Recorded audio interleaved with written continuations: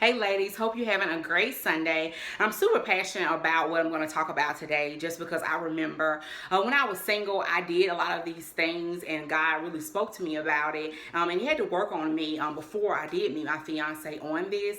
And I want to talk to you too because honestly, it's not your fault. As single Christian women, we see a lot of the whole preparing for your future husband, pray for your future husband. Your future husband is coming is insane. And it gets to a place where it's a focus for you, and that's not really what God desires for us to do. So I'm going to talk about the 4 dangers of focusing on this idea of a future husband. And I do that just because of the fact that you don't know if it's God's will, and I know that's hard to accept. And I had to accept it too and just really lay that at God's feet and be able to accept His will. So I'm going to go over those 4 things, reflect, see if there's something you're doing, pray, and adjust. Okay? So number 1, you could be getting in a form of idolatry. God, He already tells us in His word that He does not want any gods before us. And sometimes our desires can become gods.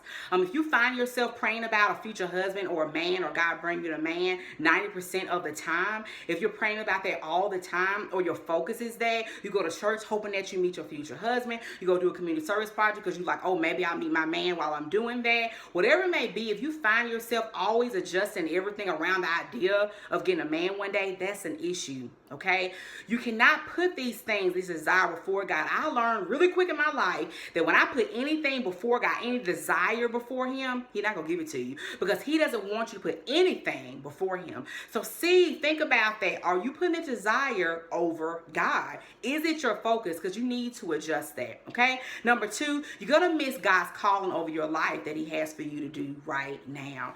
God has a plan for you, women, and it's beyond just being a future wife one day. Okay, He has a calling over you. You have a gift that you can give to the world that nobody else can, and you're missing that. While you're trying to supposedly prepare for this future husband, do you know what He's called you to do? Do you know what your gift is? Do you know the path that He has called you to walk? Or are you so focused on praying for a man that you're missing that you're so focused on getting a future husband one day? Ladies, focus on God's calling right now. He may have called you to minister to somebody. He may have called you to instead of pray for this man for 90 minutes, pray for your neighbor beside you that may need your help, or pray for that coworker, that friend, your family member. See what God has called you to do right now. That's what you should be praying on. Because I'm telling you, when you're in God's will and calling over your life, you'll get filled in a way that I can't even explain. That should be your focus, okay? Number 3, you're going to start putting that desire before God's will. God does have a calling and He has a will over your life. And I think sometimes we focus a lot on the scripture in Psalm 37,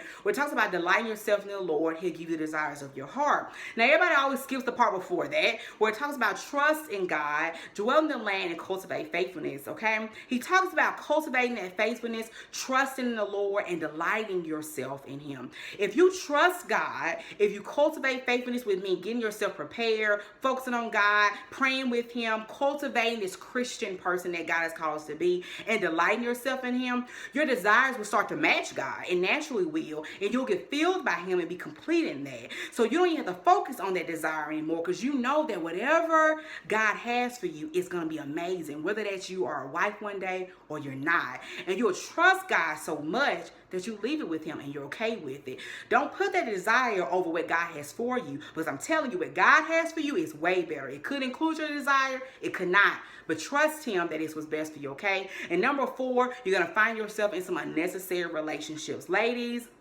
what's going to happen is that you're so focused on getting married one day that you're going to jump into a relationship with a man like that because he said he'll marry you and he'll give you a ring and you can have a wedding. Do not get into these bad relationships and unnecessary stuff just because you want a man so bad and because you want marriage so bad. Marriage is really serious, and America focuses a lot on the wedding. Let me tell you something, that marriage is no joke, okay? Do not jump into something just because you want that, all right? You need to be seeing, are you equally yoked? You need to be saying, is this man really a good man? Is he who he's saying he is? Can he be a good husband one day? Focus on what's in front of you instead of what you're trying to get from him, okay? So if you think you're doing other things, idolatry, whether or not you're not focusing on your calling or putting your desire over God's will, adjust yourself, okay? If it's God's will for you to have that, He will give that to you, okay? And He will always give you what's best because He loves you, all right? I always here for questions if you want to email me anytime. Until next time, God bless. Check out my books, Not Tonight, Single to Married, and Single to Married Devotional at chloemgooden.com.